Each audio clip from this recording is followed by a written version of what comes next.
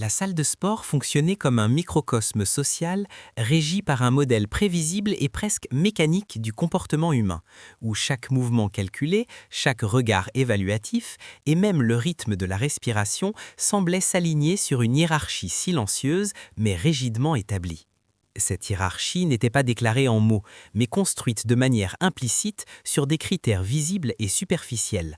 Apparence physique, volume musculaire, performance affichée et besoin incessant de validation sociale exprimés à travers des regards d'approbation, des comparaisons constantes et de subtiles démonstrations de supériorité.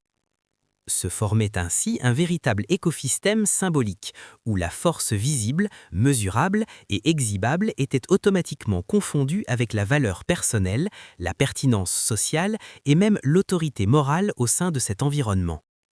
Dans ce décor hautement codifié, la perception collective agissait comme un filtre sélectif, privilégiant tout ce qui renforçait le récit dominant de pouvoir, de performance et de statut.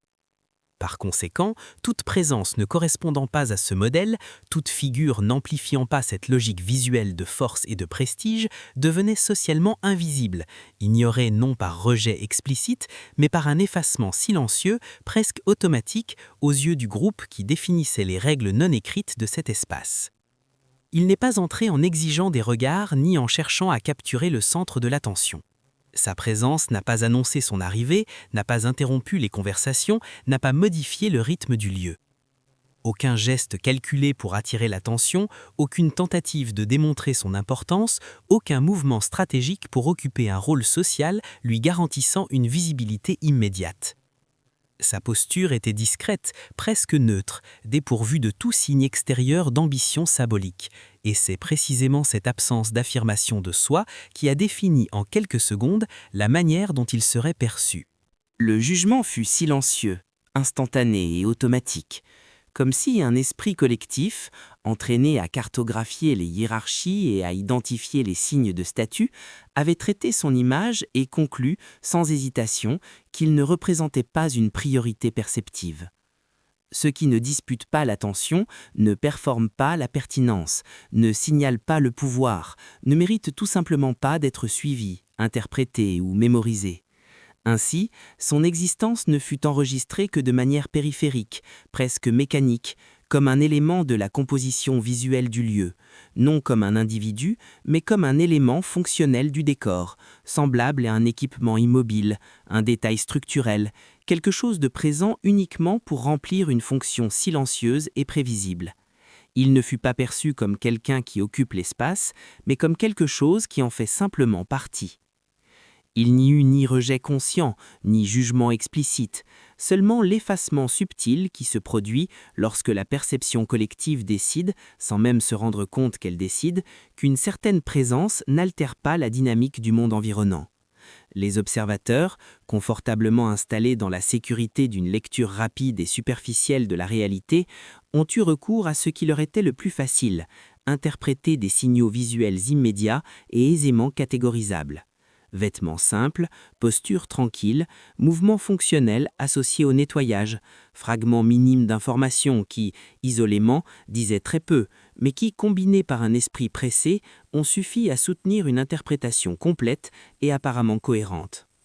À partir de ces indices limités, ils ont construit non seulement une impression momentanée, mais tout un récit sur l'identité, la valeur et la position sociale.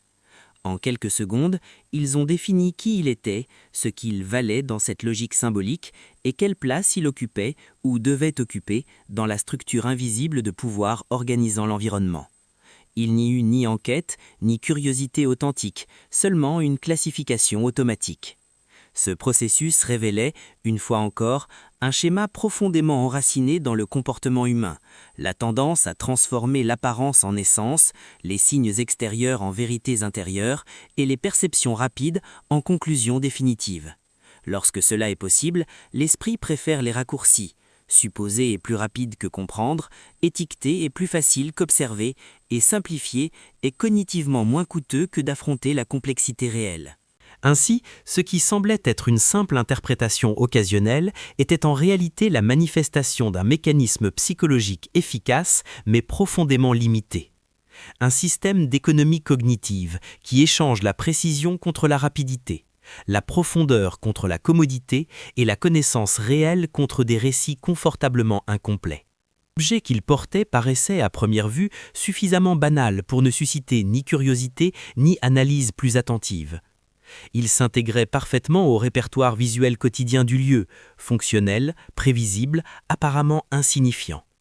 Pourtant, il possédait une densité implicite, un poids subtilement incompatible avec la naturalité avec laquelle il était manipulé, capable de provoquer une légère dissonance perceptive chez ceux qui regardaient sans vraiment observer.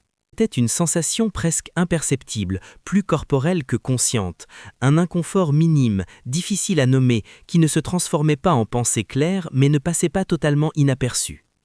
Le corps humain possède une remarquable capacité à détecter des incohérences physiques avant même que l'esprit ne parvienne à les organiser en langage ou en explication logique. Micro-tensions dans le mouvement, légères irrégularités dans la distribution de l'effort, schémas de poids ne correspondant pas à l'expérience antérieure, tout cela est enregistré à un niveau pré-rationnel, comme un bruit subtil dans le système de prévisibilité du cerveau.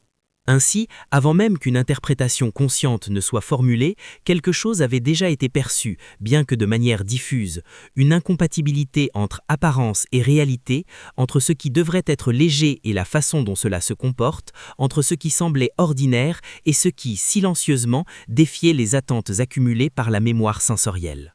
Lorsque l'objet fut soulevé avec une facilité contredisant toutes les attentes implicites, le système mental collectif réagit presque automatiquement, mobilisant ses mécanismes d'autopréservation cognitive.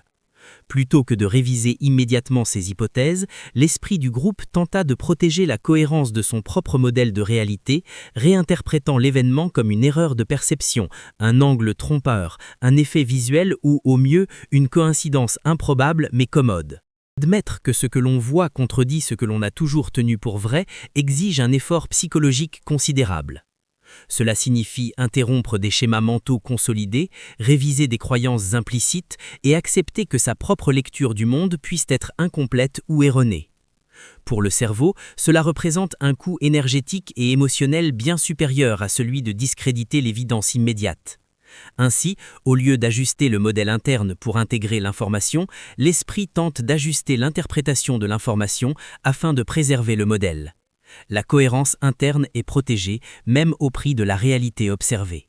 Parce que, au fond, le cerveau humain est conçu non seulement pour percevoir le monde, mais pour le maintenir stable, prévisible et psychologiquement supportable. Face à l'inattendu, il choisit souvent la voie la plus économique et la moins perturbante, douter de la vérité visible plutôt que reconstruire sa propre structure de compréhension. L'individu le plus confiant du groupe, celui dont l'identité psychologique était profondément ancrée dans l'exhibition constante de sa supériorité physique, assuma presque instinctivement le rôle de restaurateur de l'ordre. Sa position au sein de la hiérarchie symbolique dépendait de l'idée que la force visible était prévisible, mesurable et contrôlable par quelqu'un comme lui. Mais lorsque le chiffre fut finalement annoncé, 32 kilos, l'impact réel ne se manifesta pas dans les muscles de ceux qui observaient, mais dans les structures invisibles soutenant leur interprétation de la réalité. Ce ne fut pas un choc physique, mais cognitif. Le nombre révélait non seulement une mesure objective de masse, mais la matérialisation incontestable d'une erreur collective accumulée depuis le premier instant. Ce nombre ne se contenta pas d'informer, il corrigea. Il démonta des certitudes, exposa la fragilité des hypothèses construites sur l'apparence et força une réorganisation silencieuse des hiérarchies internes. Le silence qui suivit n'était pas vide, il était saturé. C'était l'espace entre l'effondrement d'une explication ancienne et la formation encore incomplète d'une nouvelle.